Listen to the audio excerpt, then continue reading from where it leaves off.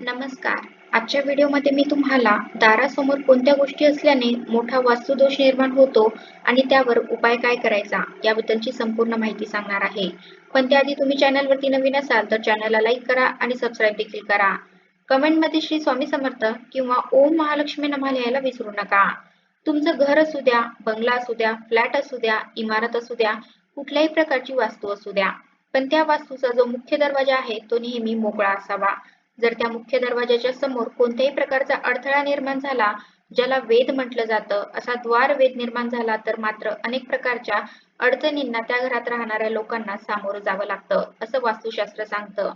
दारासमोर कोणत्या गोष्टी असल्याने मोठा वास्तुदोष निर्माण होतो आणि त्यावर उपाय काय करायचा हेच आपण आजच्या व्हिडिओत बघणार आहोत. तर तुमच्या लक्षात आलं असेल की द्वारवेध म्हणजे काय. तुमची जी वास्तू आहे त्या वास्तूचा जो मुख्य दरवाजा आहे त्याच्यासमोर कोणत्याही प्रकारचा अडथळा असेल तर त्याला द्वारवेध म्हटलं जातं आणि हा द्वारवेध जो आहे तो मोठा वास्तुदोष मानला जातो. प्राचीन वास्तू मार्गदर्शक ग्रंथात याबाबत सविस्तर मार्गदर्शन केलं आहे. तर मग आता द्वारवेध निर्माण करणाऱ्या गोष्टी कोणत्या? जर तुमच्या मुख्य दरवाजासमोर प्रवेशद्वारासमोर उघडं गटार असेल, नाला असेल, सतत चिखल साठत असेल किंवा सतत पाणी साठत असेल, त्याचबरोबर तुमच्या दाराच्या एकदम समोर विहीर असेल, एखादा खांब आला असेल, अडवा एखादा झाड आलं असेल, तुमच्या दारासमोर देऊळ असेल, गॅरेज असेल, हातगाडी असेल किंवा घराचा टोकदार कोपरा या गोष्टी जर तुमच्या घराच्या दारासमोर येत असतील तर त्याला द्वारवेध निर्माण झाला असं म्हणतात. आणि या द्वारवेधामुळे काय होऊ शकतं बरं? तर मत्स्य पुराणात या संदर्भात सांगण्यात आलंय. तर कोणत्या गोष्टीमुळे द्वारवेध निर्माण होतो त्यानुसार त्याचा परिणाम मिळतो. म्हणजे वृक्षामुळे जर द्वारवेध निर्माण झाला असेल, अर्थात तुमच्या घराच्या एकदम समोरच्या बाजूला तुमचं जे घराचं मुख्य द्वार आहे, प्रवेशद्वार आहे, त्याच्या समोरच्या बाजूला जर एखादं झाड असेल आणि वृक्षामुळे जर तो द्वारवेध निर्माण झाला असेल, तर घरातल्या लोकांमध्ये द्वेष वाढतो. सतत चिखल साठत असेल तर घरात शोक निर्माण होतो.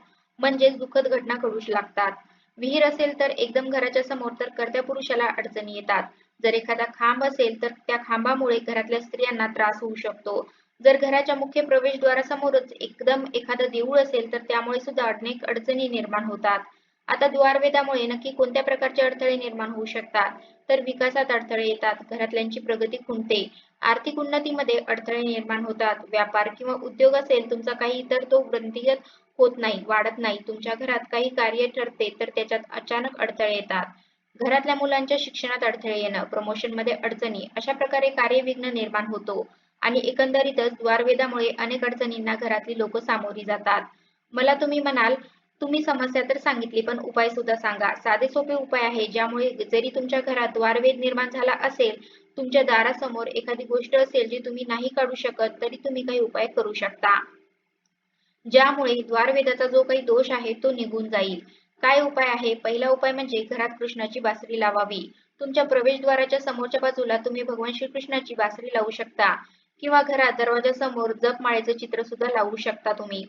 घरात पेटत्या दिव्याचं चित्र लावणं हे सुद्धा द्वारवेधावर उपाय मानलं जातं. आणखीन एक चांगला उपाय म्हणजे घरात नमस्काराचा हात असलेलं चित्र लावावं. म्हणजे दोन हात जोडून नमस्कार केला जातो असं जे चित्र आहे ते तुम्ही तुमच्या घरात लावू शकता. आणखीन एक उपाय म्हणजे घरात दरवाजासमोर हत्तीच्या कळपांचं चित्र लावावं. हत्ती सुख समृद्धीचं कारक मानला जातो आणि त्याचं चित्र तुम्ही तुमच्या घरामध्ये लावू शकता, ज्यामुळे द्वारवेध दूर होतो. घरात दरवाजासमोर कमंडलूचं चित्र लावणे देखील लाभाचे ठरते. आपल्या घराच्या मुख्य प्रवेशद्वाराच्या समोर द्वारवेध येत असल्यास त्याला उपाय करता येतो, त्यामुळे घाबरून जाण्याचं कारण नाही. जे वेगवेगळ्या प्रकारचे वास्तुदोष सांगितलेले आहे वास्तुशास्त्रामध्ये, त्यामध्ये द्वारवेध हा एक अतिशय महत्त्वाचा वास्तुदोष सांगितलेला आहे आणि त्यावर उपाय करणं गरजेचं आहे. तर उपाय काय करायचे ते सुद्धा आपण आता या व्हिडिओमध्ये पाहिले. एकंदरीतच तुमचा घराचा जो प्रवेशद्वार आहे तो अडथळा विरहित असावा. कुठल्याही प्रकारचे अडथळे त्याच्या समोर असू नयेत. मग ती अडगड असेल किंवा कागदांची रद्दी असेल, चप्पल स्टँड ठेवलं असेल तर या गोष्टी तर तुम्ही हलवू शकता.